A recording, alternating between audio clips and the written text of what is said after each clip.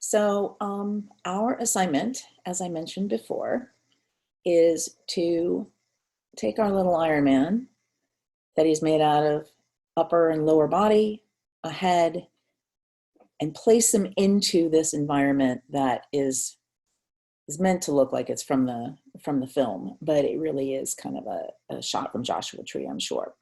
So here's how we're going to do that. First thing we're going to do is we're going to take a look at our assets that we're working with. And so what I have here is I've opened up the 3 photos I've asked you to work with. Sorry, let me zoom back a little bit so you see them. We have our upper body here because we know we want this kind of a very dramatic stance with his hands back and kind of clenching his fists a little bit. And then we have the lower body that looks like he is stepping up on a surface, and can't really tell what's going on with the back leg, but it does look like he is got his right leg up on a pedestal of some sort in the photo. So we're a little below camera angle. Our camera angle is a little lower than normal. And then the headshots that we have to work with. Now, these 3 headshots, the file says it's 11 megs.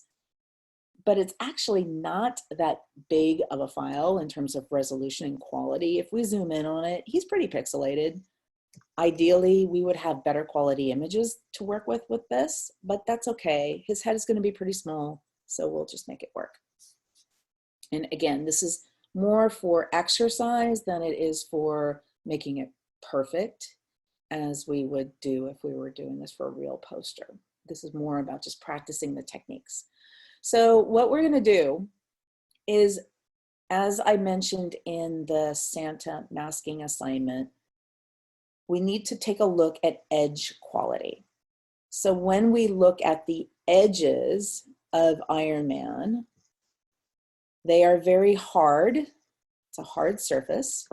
They're very mechanical looking, so they're not organic, they're not furry, they're not pixelated. They're not kind of hair-like. They are very regular. So the best tool to begin masking an image like this is to use your pen tool. You can certainly use other tools, but it would take longer to accomplish. And with something like this, using the pen tool works great. So what I've done is actually kind of pre-started this a little bit. And in this photo, this particular one, we know that we only need the lower body, so I'm not going to take the time to mask out the upper body. I'm only going to work on the lower body. And as I said, I've started some of it already. You can see that the path is active over here. And I'm going to go ahead and go all the way up to basically where his chest piece is here. So I've started my path here, and I've gone around, and I've drawn my path with as few points as possible. And when I get to a corner, I make a corner point. When it's round, when it's a round surface, a curvilinear surface, I pull out the Bezier handles. I'm trying to make the least number of points possible, so it's nice and clean, but still maintaining kind of the quality of the edge itself. Now, you'll notice down here, I took some creative license and I got rid of this little tiny piece back here, because I didn't think it was necessary. And you can choose to keep it or leave it. Doesn't really make a difference. And when I draw my path, I'm trying to draw just on the inside. You'll see right here, you see that little white that's showing up on the inside of this path. If I pull my handle so my line goes just to the inside of it, it'll help reduce the amount of kind of white glowy edges that sometimes happens when we're masking. Same thing down here. You can see that I stopped my path right here because I was going to finish it up. When I draw it, I want to make sure I'm drawing just 1 hair of a pixel inside so that I remove the an overabundance of having white kind of glowed edges. So just like in Illustrator, use the pen tool the same way, click and drag for curve, click once for a corner point, and if you need to change direction, hold the Option key and it'll change direction of your Bezier handles.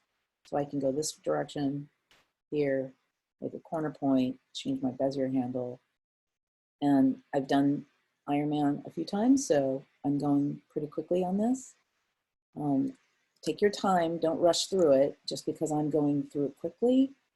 Like I said, I've done this a few times, so I'm expecting you guys to take a little bit of time to get it right. Okay. And as I said on this piece, we really only have to worry about the bottom half of him. We don't even have to worry about the masking out the top half. So if you want to save yourself some time, you can just ignore that piece. Coming around pretty quickly. If it's a slight curve, I'm going to pull out the handles.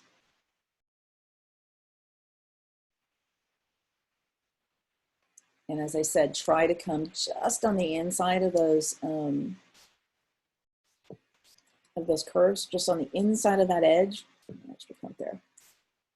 A little bit on the inside of that edge so that it does not get that white glowy edge treatment on it. I don't even know, can't see where I need to go here. How far do I need to go? Oh, almost there. Okay. So yes, I'm zooming in, Command plus, Command minus. And I always do this work with a pen, a Wacom pen. I never do this with a mouse. And I always have my left hand on the keyboard because I'm right-handed, between either holding the space bar to move around the page or Option key to change direction. I'm always working with my left hand as well.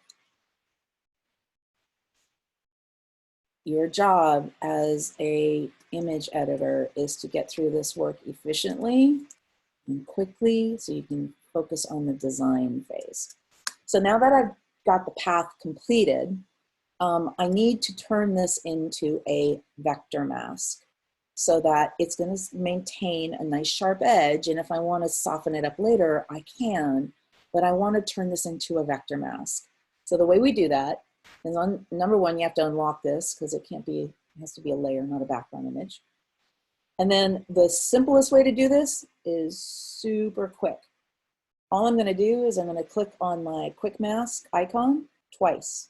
Click once, gives me a pixel mask, click twice, and it'll apply the path to create a vector mask. Now, I can go in and still edit this vector mask. Oops, one image, one pixel at a time, 1 point at a time. I can still edit it, and I am not damaging. This is non-destructive masking. I'm not hurting the image by removing pixels. Works great. So that's how you do it. If you look at the second image, which is the top part of his body, I've given you a gift, and the path has actually already been done for you. There's a few more points than I would normally like on this one, but that's all right. If you'll notice the path, it says path 1, so you can actually already apply that path to Ironman, so you don't have to mask him out at all. Again, click on the vector mask once, twice, and now it is a vector mask. So those are and we will use the pixel mask. So don't remove this part of the layer. This is the pixel mask, this is the vector mask. Don't remove this because we will use it when we combine the two body parts together. Just keep them active and live. Now, the last thing I want to mention is Robert Downey. As I said, we have 3 heads to work with. I've experimented with all 3 of these heads in different iterations, and as much as I would like to have different ones that are shot slightly different angles, slightly different lighting, the one on the left is the one that will work strongest with the piece that we're going to build, and we don't need to flip or rotate or flop his head in any way. So as we did with Santa, what you're going to do to mask him out is you're going to take a look at your channels. As I've said, I kind of did a little prep work on this, so you're going to see some things that already exist.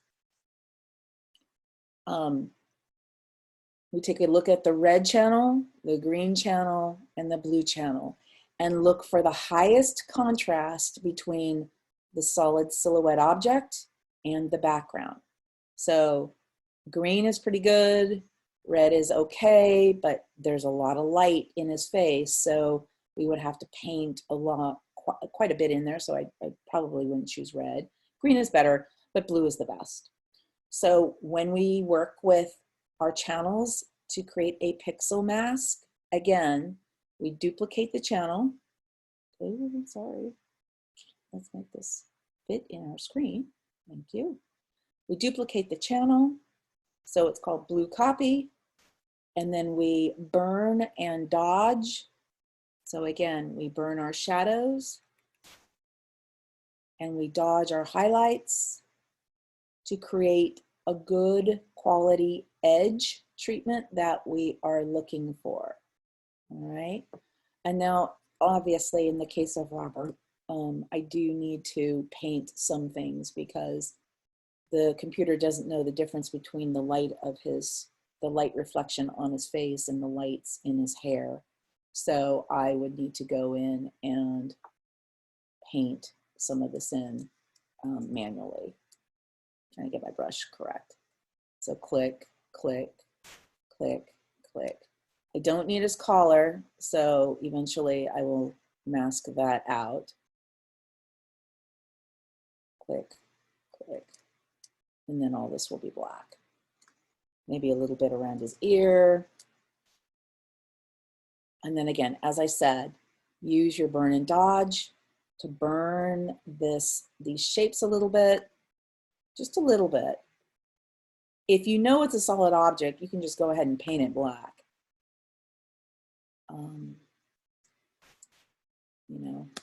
Like this, that's fine.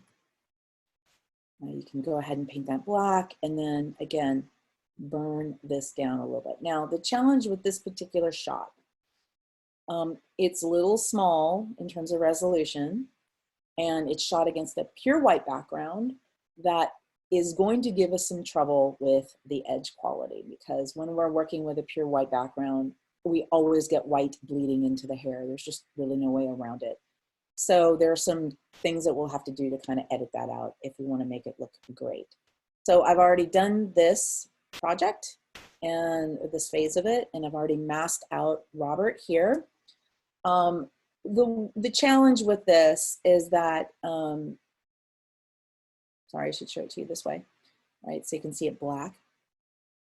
I know that there are some issues with the hair kind of bleeding through and the background bleeding through. It's going to give me a lot of white glows. So I'm going to have to do some painting of hair. If this was high resolution, I know I would have to paint some of this edge of the hair. It's not going to hold up with the mask with this particular lighting condition, but it's fine for now.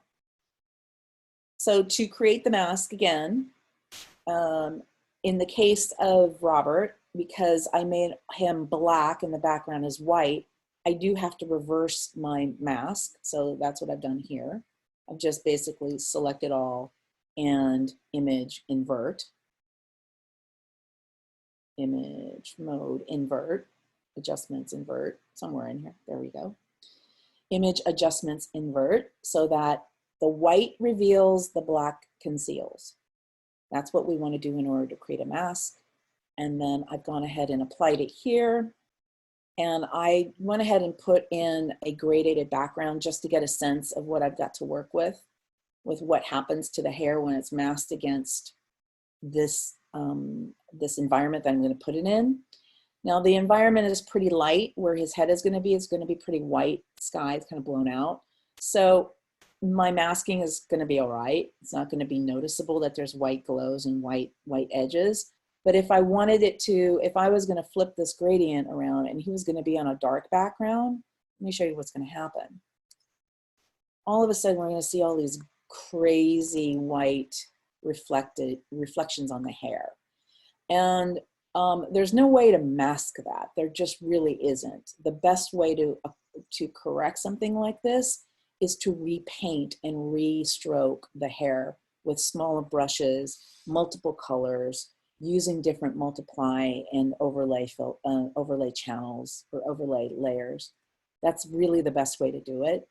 For our assignment, because of the nature of our background, again, we're not going to have to worry so much about that, and I don't want you to have to be spending your time on that right now. So as I said, it's kind of light at the top. It's not going to be noticeable. We're going to be fine. So I have him there, and I've just got the one head.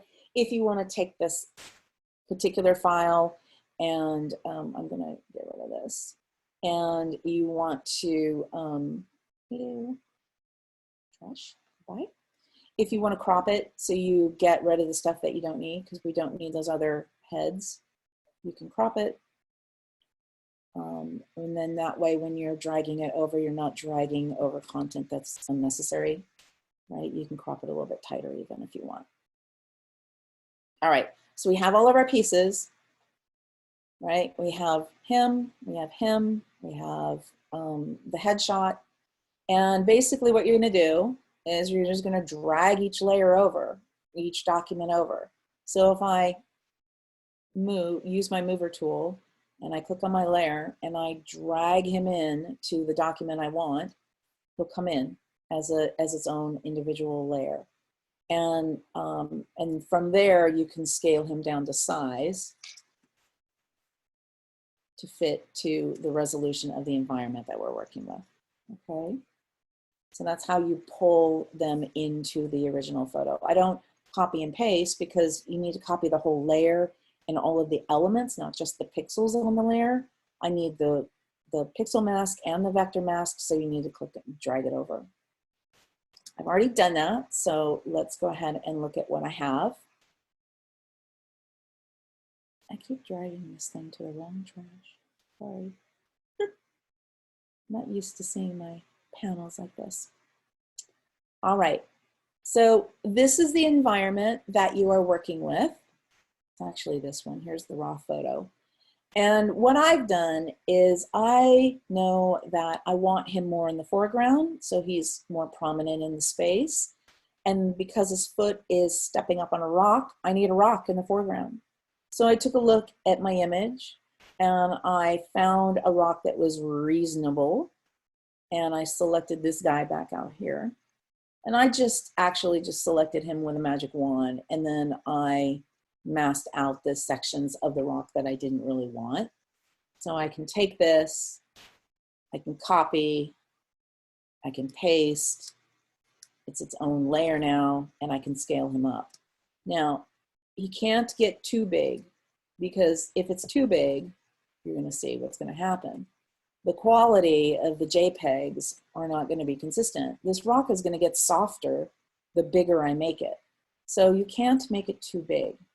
The other thing you could do is if you find another stock image of a rock that has similar lighting conditions, you could use that.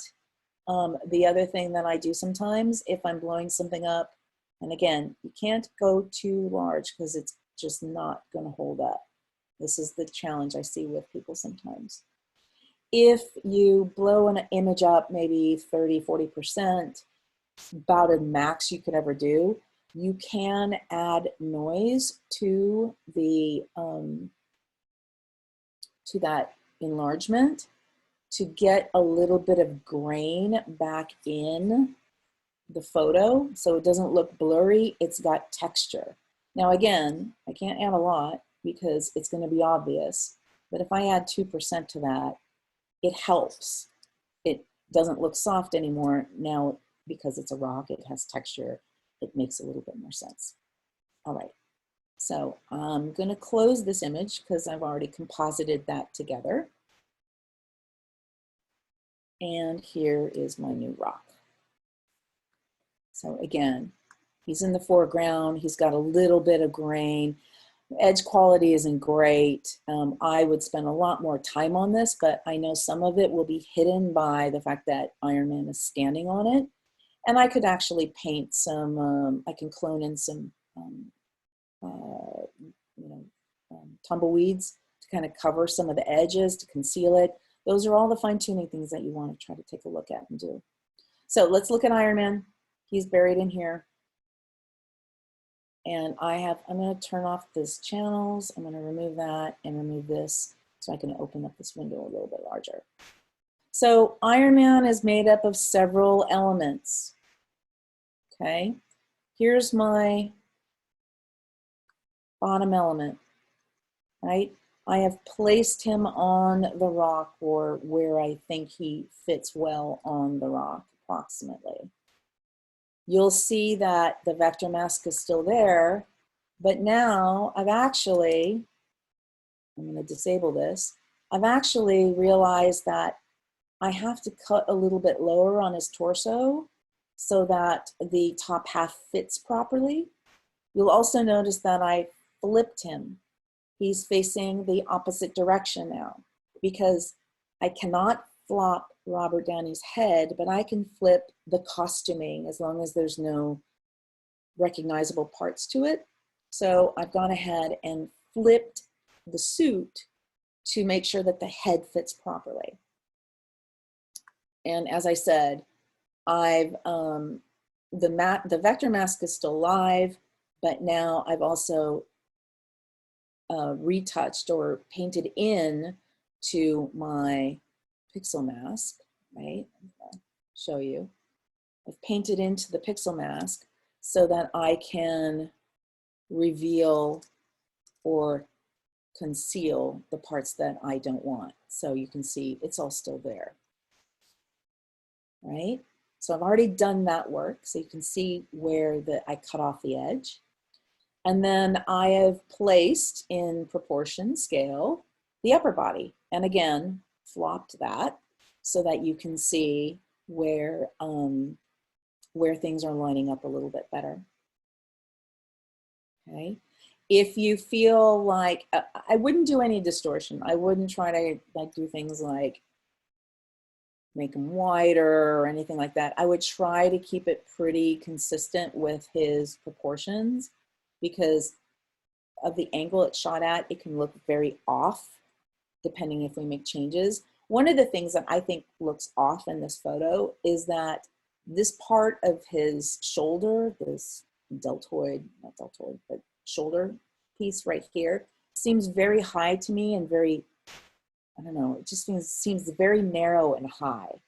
So I think if I were to improve this, I would do some work to kind of work on the proportions of this stuff up here, but that's all right. It's fine for now. And as you see, there's a little bit of glow on this edge over here. You can see that my vector mask on this part right here, and I can still edit this. Remember, it's still live. Get to the right part. There we go. I can still cut this little piece in so I can tighten up that mask if I'm seeing those glowed edges. Sometimes we don't notice them until we change the background. And I can go in, I've clicked on the vector mask so it's active. I'm in my direct selection tool, and then I click to find out where the points are, right? And then I can go in and I can move this. Now, again, I move this mask because it's the hard surface. If I want to create some kind of gradient or soft edge, I would do it in the pixel mask. Okay, so zooming out. This is how much I kept all the way down. He's hidden, his lower body is hidden behind the other piece for the most part. This part isn't. This should be masked out right here, right? For the most part, most of his lower body is hidden, so I don't have to worry about masking all of that out. But I would go through and I would clean up this edge a little bit to tighten it up, because I think that could be improved upon. So now the next thing that you have to solve is making sure Downey's head is in proportion to the body. And it's, you know, this is one of those things. It's a mechanical suit. It's not really him in it, right? It's a body double. It's not really him in this photo shoot. And proportions are going to be different. So, and the fact that we have a head that was photographed at a different time. So the best way to kind of test this out is to see the head that's there. Let's see if I can get him into viewing. Right, there's the head that's there. There's the natural head. And then try to position Downey's head into a relatively same place. Now, obviously there's a helmet, and the helmet is bigger than the head.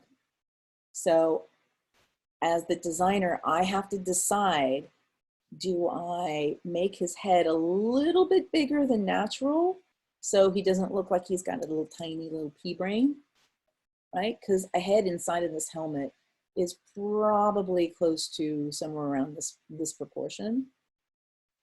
And if I put that proportion on, whoops, sorry.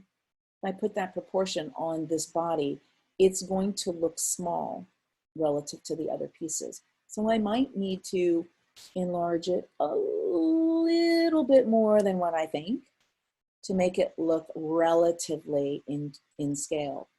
The other thing that you want to do is you want to try to line up the eyes as much as possible, because that will put it in the right space top to bottom, right? Relative position top to bottom.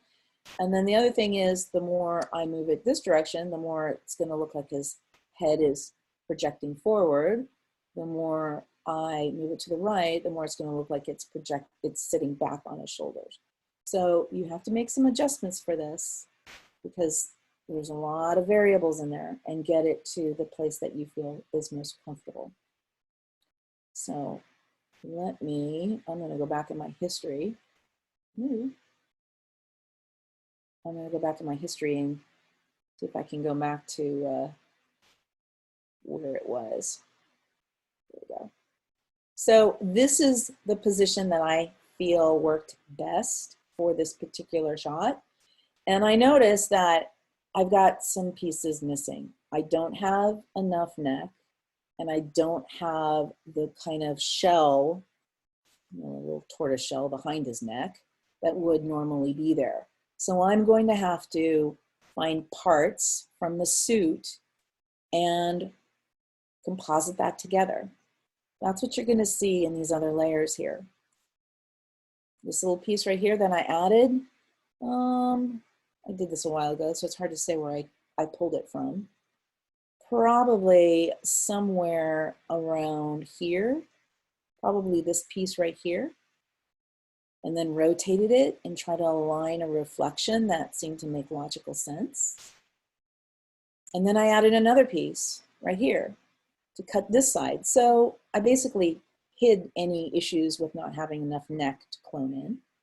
And then finally, I put a piece behind his head that feels like it would be logically, I will rotate that a little bit, logically behind where his neck would be.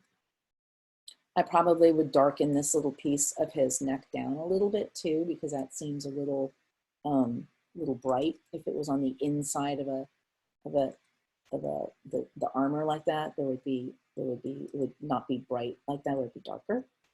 So I do a little bit of that. All right, we're almost done. So we have the head, we have the body all pieced together in proportion and scale to each other. His head is a little bigger than it should be. Could probably bring it down a little bit. It's kind of one of those things where if you make it too small, right? This looks like he's coming from the Beetlejuice movie, the little shrunken heads. And if he's too big, obviously he looks like a toy. So in the case of this, we really have to be conscious about what feels the right proportion for the elements we're working with. Other pieces to make this a little bit more finished. I added a lens flare. Sorry, let's go back. I added the arc reactor. So that is a separate element that I provided to you.